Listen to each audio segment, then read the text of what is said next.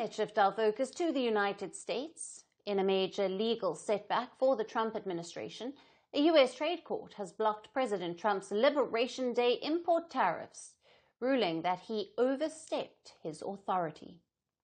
The Manhattan-based Court of International Trade delivered a significant blow to President Donald Trump's trade policies. The court stated that Congress did not grant unbounded powers to the president under the International Emergency Economic Powers Act, or the IEEPA.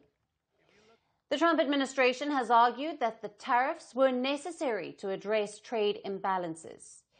In an absurd move, Trump administration officials even claimed the tariffs were instrumental in brokering a ceasefire between India and Pakistan. Earlier, India had launched Operation Sindoor, targeting terror infrastructure in Pakistan and Pakistan-occupied Kashmir, following the deadly Pahalgam terror attack.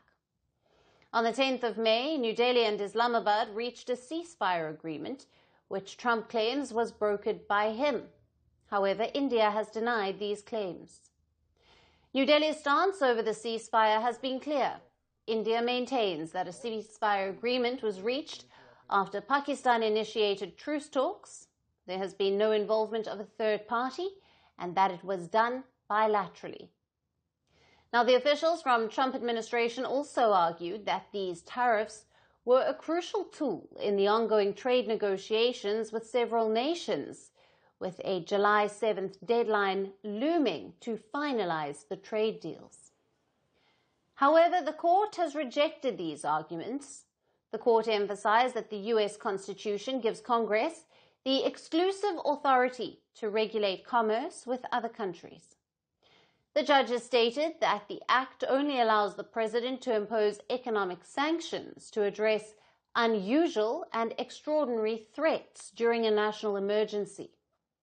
The jury also said that an unlimited delegation of tariff authority would constitute an improper abdication of legislative power. Now, these tariffs, which included a 10% baseline and higher rates for countries with larger trade deficits with the U.S., had initially shocked financial markets. While some tariffs were temporarily paused, the court's ruling now puts the entire policy in question. The ruling stems from lawsuits filed by small U.S. businesses and 13 states who argued that the tariffs would severely harm their operations. At least 5 other legal challenges to the tariffs are also pending.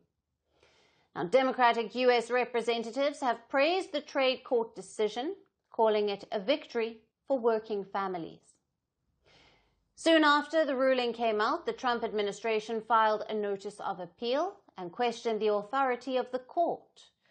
White House Deputy Chief of Staff Stephen Miller condemned the ruling on social media, calling it a judicial coup. Now, this ruling sets the stage for a potentially protracted legal battle between the Trump administration and those affected by the U.S. president's tariff storm. If this ruling stands, it will have significant implications for U.S. trade policy and the rest of the world.